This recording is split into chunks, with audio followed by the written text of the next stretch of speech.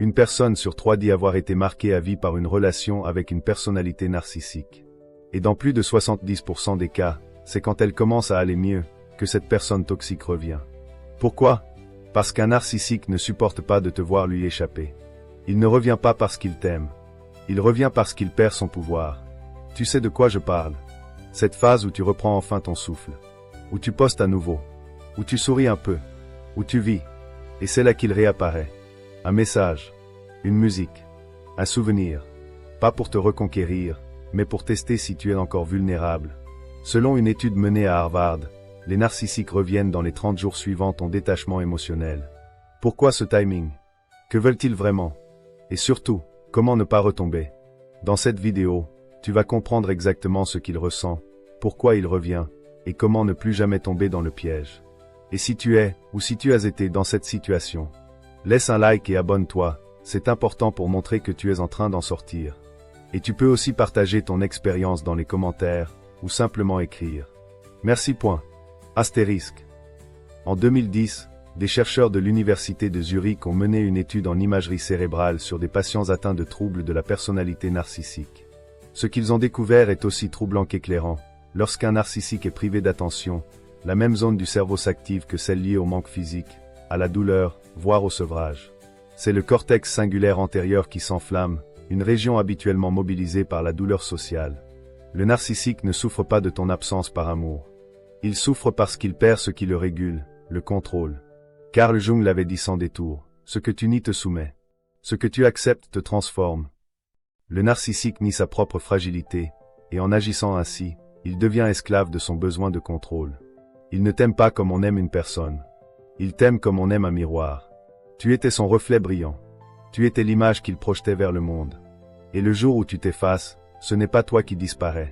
C'est son illusion de puissance. Freud, bien avant que le terme narcissique ne devienne un mot de tous les jours, parlait déjà de cette dérive dans le moi idéal. Pour lui, le narcissique est incapable d'aimer réellement car il ne reconnaît pas l'altérité. L'autre n'est pas un être, mais une extension de lui-même.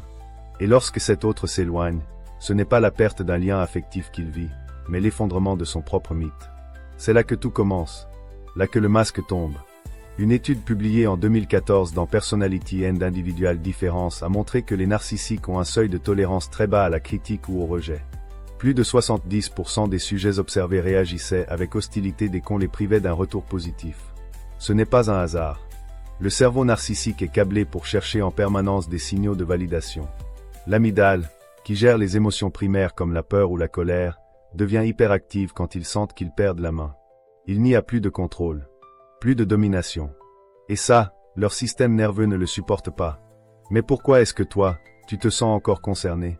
Pourquoi, même après t'être éloigné, tu ressens parfois une forme de confusion, un doute, voire une culpabilité de lui manquer? Parce que tu as vécu dans un système inversé où la logique émotionnelle est inversée. L'amour devient dette. La présence devient une obligation. Ton cerveau, lui aussi, a été conditionné. Tu as dû t'adapter, minimiser tes besoins, interpréter ses silences, normaliser ses absences. Et ton système limbique, chargé de réguler les émotions, s'est accoutumé à cette forme d'instabilité. C'est ce qu'on appelle la dépendance intermittente. Et les études montrent qu'elle est plus puissante que l'amour lui-même. Tu n'es pas fou. Tu es marqué. Ton système nerveux a enregistré les cycles. Il t'a appris que parfois, l'approbation arrive, si tu es assez gentil, assez patient, assez silencieux. Et maintenant que tu t'es éloigné, le vide qu'il ressent n'est pas le même que le tien. Pour toi, c'est un vide vers la reconstruction. Pour lui, c'est une perte de territoire. Épictète disait que celui qui cherche à dominer les autres est déjà dominé par la peur. Le narcissique vit dans cette peur constante. Il craint que sans toi, il ne soit plus rien. Il craint que ton absence révèle au monde son impuissance. Et c'est pour ça qu'il revient. Pas par amour, mais pour sauver son reflet. Tu n'étais pas un partenaire, tu étais un alibi. Ce que les neurosciences confirment aujourd'hui, les stoïciens l'avaient pressenti depuis des siècles. Le besoin de contrôle n'est pas une force. C'est une faille. Sénèque écrivait que celui qui dépend des autres pour exister ne vit pas, il survit. Le narcissique survit par ton énergie. Il vit par ton attention. Et quand tu la retires, son monde vacille. Alors maintenant, tu comprends. Ce moment où il revient n'est pas un miracle. C'est une panique. C'est une tentative désespérée de maintenir une illusion de maîtrise. Mais cette fois, c'est toi qui as les clés. Ce que tu crois être une nouvelle chance est en réalité une vieille boucle. Et ce que tu tiens pour un retour sincère n'est souvent qu'un masque qui se repositionne.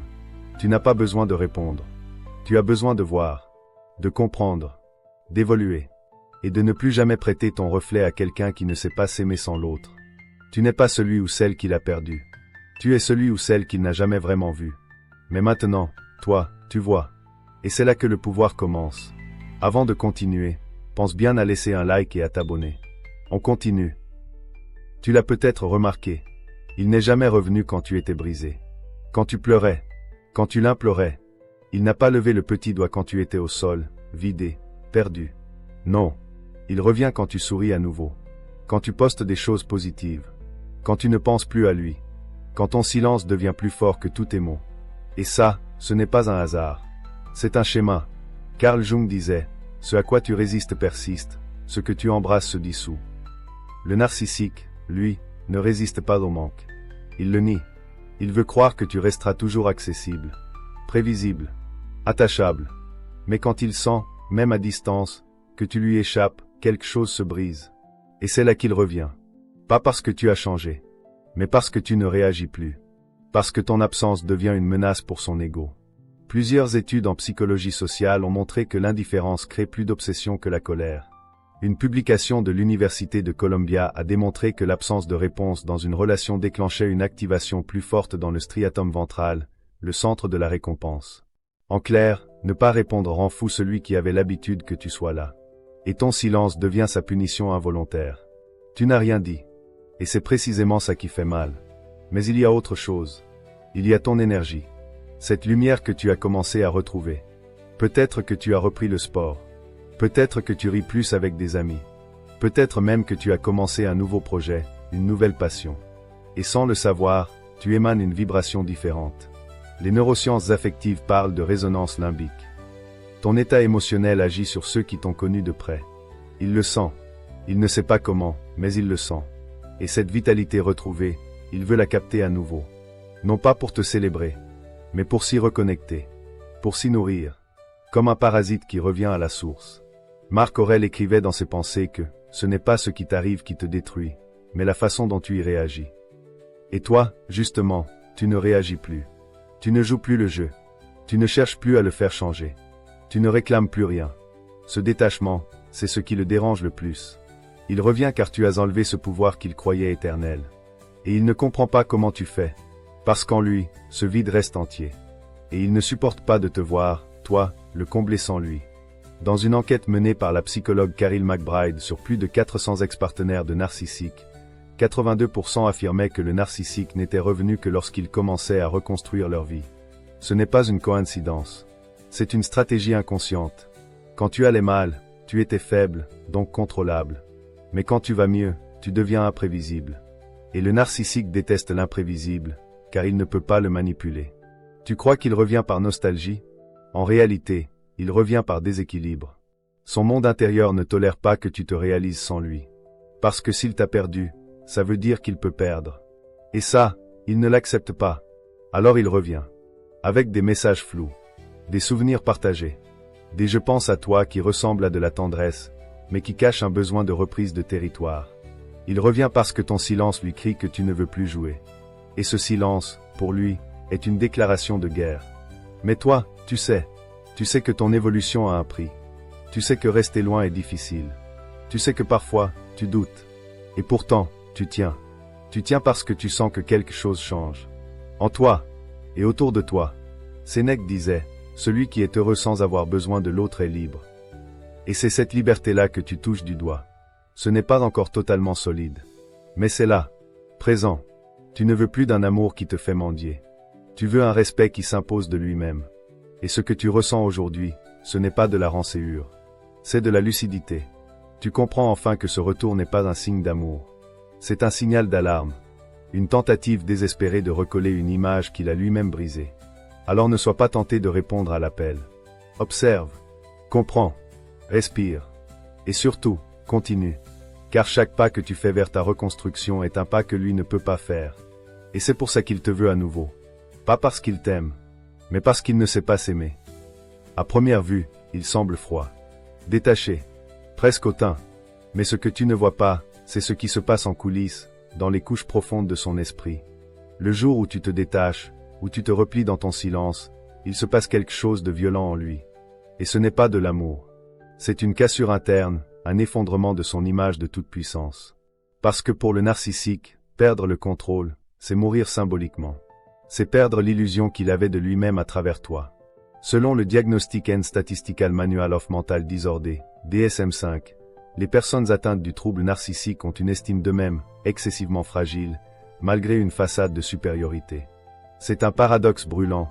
Plus le narcissique paraît sûr de lui, plus il est en réalité dépendant du regard de l'autre. Et quand ce regard s'éteint, il s'effondre. Des études menées par le professeur Case Campbell, Université de Géorgie, ont révélé que lorsqu'un narcissique subit un rejet ou une perte d'attention, son niveau de cortisol ou l'hormone du stress grimpe en flèche, parfois équivalent à celui enregistré dans des cas de perte réelle d'un être cher. Ce n'est pas toi qu'il pleure, c'est son image de lui-même, son confort intérieur, sa domination, son reflet, comme un roi déchu devant un miroir vide. Jung, encore une fois, l'avait vu venir. Il expliquait que les narcissiques vivent dans une persona, un masque social soigneusement façonné. Mais ce masque est creux, il ne contient pas de vraie substance. Le narcissique n'a pas de soi solide à l'intérieur. Il se construit en empruntant, en copiant, en absorbant les qualités des autres. Et quand l'un de ses reflets s'éloigne, c'est tout un PAN de son identité qui s'effondre. Mais alors, que ressent-il vraiment? Une combinaison dévastatrice, d'abord une montée de panique. Puis une rage froide, masquée. Ensuite une honte profonde, qu'il ne montre jamais. Et enfin, une tentative de récupération. Pas par amour, par survie psychique. Ce qui est encore plus dérangeant, c'est que cette chaîne émotionnelle est souvent inconsciente. Le narcissique ne se dit pas « j'ai besoin d'elle lui parce que je suis vide ». Non, il ressent une tension, un manque, un déséquilibre. Et son cerveau cherche un coupable. Toi, son esprit déformé projette cette douleur sur l'extérieur. Il se dit « c'est à cause de toi si je me sens mal. Tu m'as abandonné. Tu m'as trahi ». Il inverse la réalité pour sauver son ego. Freud appelait ça le mécanisme de projection. Une défense classique, mais redoutable. Ce moment précis où il sent qu'il t'a perdu déclenche aussi ce qu'on appelle le narcissistic injury, ou blessure narcissique. C'est une attaque directe contre son identité. Et il n'a que deux réponses possibles, te dénigrer, ou te reconquérir pour mieux te dominer à nouveau. Tu n'es pas une personne à ses yeux. Tu es une fonction. Et cette fonction, il veut la réactiver. La psychiatre Ramani Durvasula, spécialiste reconnue du narcissisme, explique que le retour du narcissique est souvent une stratégie inconsciente de réparation de l'ego blessé, non pas pour réparer la relation, mais pour effacer la douleur de la perte de contrôle. Il ne veut pas revivre ce sentiment de vide. Il veut réécrire l'histoire. Te faire revenir pour prouver, à lui-même et aux autres, qu'il a toujours le pouvoir. Mais il y a pire. Quand il voit que tu ne réponds plus, que tu t'épanouis sans lui, ça active en lui un autre processus, l'humiliation fantôme. Même s'il ne montre rien, il sent que son emprise se dissout. Il a honte, mais il ne sait pas quoi en faire. Alors il peut devenir agressif, sarcastique, voire tenter de salir ton image pour rééquilibrer l'échange psychique. Parce que dans son monde intérieur, soit il domine, soit il est dominé. Marc Aurèle disait, « Celui qui agit injustement s'est d'abord fait du mal à lui-même. » Et c'est exactement ça. Ce qu'il projette sur toi n'est que le reflet de ce qu'il ne veut pas affronter en lui. Sa dépendance, sa peur du vide, son incapacité à se nourrir émotionnellement de manière autonome. Et toi, tu es là. Tu ressens peut-être encore ce trouble, ce tiraillement entre colère, compassion et doute. Tu te demandes peut-être encore si son retour est sincère, si cette douleur qu'il affiche est réelle. Oui, elle l'est, mais elle n'a rien à voir avec l'amour. Elle est réelle, mais elle est égocentrique. Elle ne parle pas de toi, elle parle de son besoin, de son vide, de son ego. Ce que tu ressens, c'est la confusion. Ce que lui ressent, c'est la perte de son territoire. Ce que tu veux, c'est la paix. Ce qu'il veut, c'est la reprise de son pouvoir. Et c'est là que tout se joue. Dans cette tension invisible, mais cruciale. Avant de passer à la suite, prends un instant important pour écrire merci en commentaire, et à t'abonner. On continue. C'est toujours au moment où tu reprends ton souffle, ta lumière, ta vie, que le doute te rattrape. Et ce doute, il ne vient pas de nulle part. Il est en toi, bien sûr, mais il a aussi été semé. Lentement, méthodiquement. Comme une graine qu'on a arrosée pendant des mois. Parce qu'avant de perdre le narcissique, tu as d'abord perdu des repères. Et dans ce flou émotionnel, quand enfin tu commences à t'en sortir, tu te demandes, est-ce que je fais le bon choix? Est-ce que je ne suis pas en train de laisser passer quelque chose de vrai? Ce doute est un mirage. Et la science l'explique. Des études en neuropsychologie, comme celle du professeur Antonio Damasio, ont montré que les souvenirs émotionnels intenses, même négatifs, laissent des empreintes durables sur le cerveau. Surtout lorsqu'ils sont liés à des expériences d'attente, de récompense intermittente ou de confusion.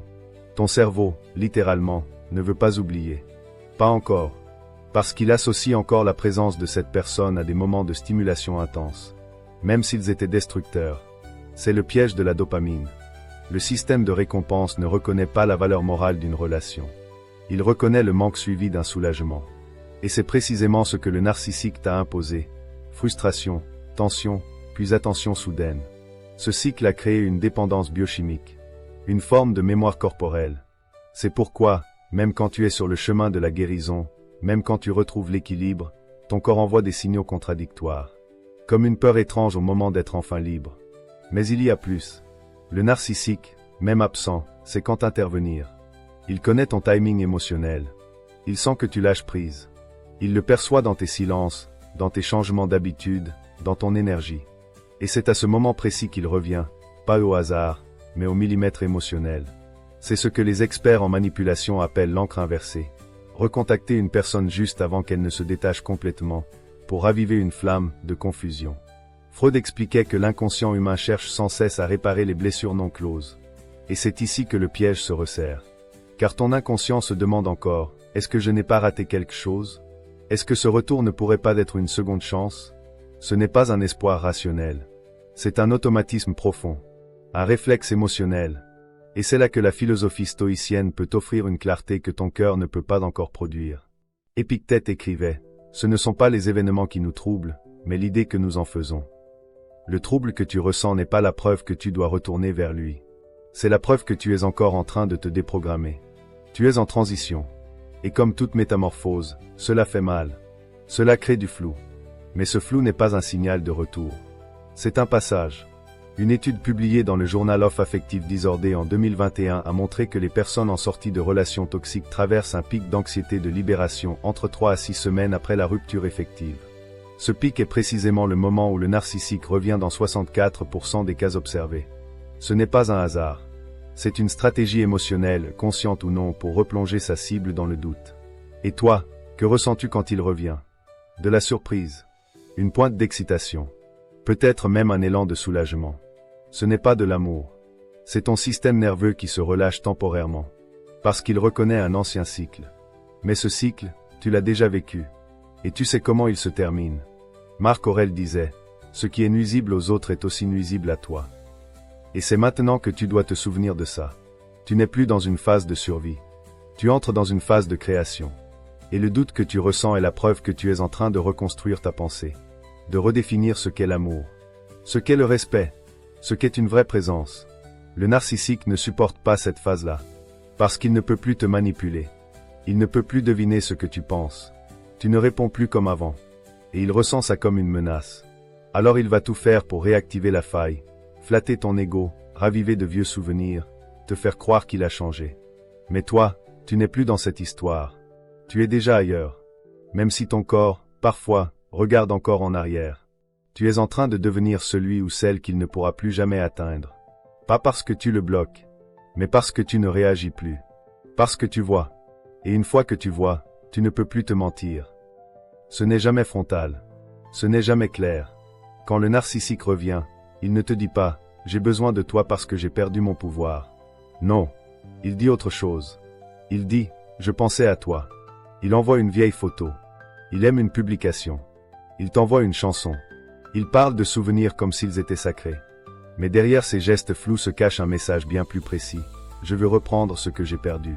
Et ce qu'il a perdu, ce n'est pas toi. C'est l'effet que tu avais sur lui. L'image de lui-même qu'il s'était construite à travers toi. Le docteur Craig Malkin, psychologue clinicien de Harvard et auteur de Rethinking Narcissisme, explique que les narcissiques utilisent souvent des manœuvres de reconnaissance émotionnelle pour tester le terrain. Il ne revient pas parce qu'il est prêt à s'excuser, ni parce qu'il t'a compris. Il revient pour voir si tu es encore sensible à lui. C'est un test. pas un acte d'amour. Et ce test, il le maîtrise. Parce qu'il t'a observé pendant longtemps. Il connaît tes points faibles. Il sait ce qui te touche. Ce que tu espères encore. Il ne revient pas avec des excuses authentiques. Il revient avec juste assez d'émotions floues pour ouvrir une brèche. Il sait que si tu réponds, même par curiosité, il a déjà repris la main.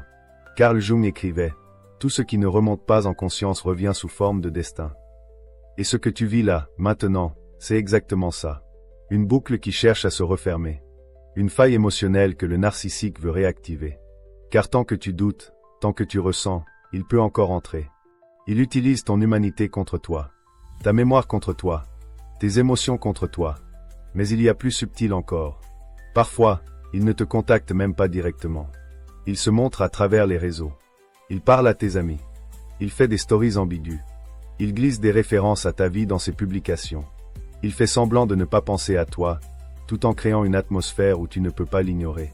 C'est une guerre psychologique douce, mais perverse. Il ne veut pas que tu l'aimes à nouveau. Il veut que tu te demandes s'il t'aime encore. Et c'est là qu'il regagne du terrain. Des études menées par le Dr Robin Stern, autrice de The Gaslight Effect, montrent que ces tactiques, souvent inconscientes, peuvent déclencher des boucles de rumination mentale pendant des semaines. Tu repenses à tout. Tu réinterprètes les gestes. Tu te dis, peut-être qu'il a changé. Mais ce que tu ressens n'est pas une nouvelle chance. C'est une réactivation chimique. Une tension intérieure, alimentée par le doute et le désir d'être reconnu, enfin. Freud aurait parlé ici d'un retour du refoulé. Le souvenir de ce qui a fait mal revient, mais remaquillé. Le narcissique sait que s'il revient trop vite, trop fort, tu pourrais fuir. Alors il distille. Il attend. Il laisse le poison s'installer lentement. Il joue le temps contre ta guérison. Et parfois, il change de tactique. Il te dit qu'il a compris. Qu'il a fait une thérapie. Qu'il sait maintenant pourquoi il a agi ainsi. Il se montre vulnérable. Presque humain. C'est peut-être la stratégie la plus dangereuse. Parce qu'elle active ton empathie. Et si tu es resté longtemps sous emprise, tu as appris à donner des secondes chances. Tu crois au changement. Tu espères. Et c'est là qu'il rentre de nouveau. Mais ce que tu dois savoir, c'est qu'aucun changement ne peut se produire sans conscience continue. Et le narcissique ne change pas parce qu'il comprend. Il change de masque parce que le précédent ne fonctionne plus. Sénèque écrivait, « Celui qui apprend à résister à la flatterie se libère de la manipulation. » Et c'est exactement le point. Tu dois regarder au-delà des mots, des gestes, des souvenirs. Tu dois voir les schémas, le cycle, la structure. Il ne revient pas vers toi. Il revient vers le rôle que tu jouais dans sa pièce. Et maintenant que tu veux quitter la scène, il te lance une dernière réplique. Tu me manques. Mais tu ne lui manques pas. Tu étais utile. Tu étais brillante. Tu étais là. Et maintenant, tu es ailleurs. Et c'est ça qu'il veut casser. Alors quand tu reçois ce message, cette musique, ce souvenir, ne demande pas ce qu'il veut. Demande-toi ce que toi tu veux. Pas en réaction. En création. Car c'est maintenant que tu peux redevenir auteur de ta vie. Il y a un moment, dans toute reconstruction, où le silence ne fait plus mal. Il guérit. Où l'absence de l'autre ne pèse plus, mais libère. Ce moment, tu y arrives peut-être maintenant. Et c'est là que le narcissique te ressent le moins accessible. Le moins fragile. Le moins dépendant. Et c'est exactement ce qui le pousse à revenir une dernière fois. Pas par amour, encore une fois. Mais pour vérifier. Pour tester. Pour voir si tu es vraiment sorti de sa sphère. Si tu es devenu ce qu'il redoute le plus, libre. Marc Aurèle écrivait, « Le véritable pouvoir est de ne dépendre de personne. » C'est ce que tu touches du doigt. Une forme de puissance douce. Calme. Inaltérable. Pas une revanche. Pas une colère. Une souveraineté. Et c'est ça que tu dois garder. Le narcissique reviendra peut-être encore. Il t'offrira des mots. Il jouera sur la nostalgie. Il évoquera des souvenirs, des regrets. Mais cette fois, tu ne seras plus dans la même posture.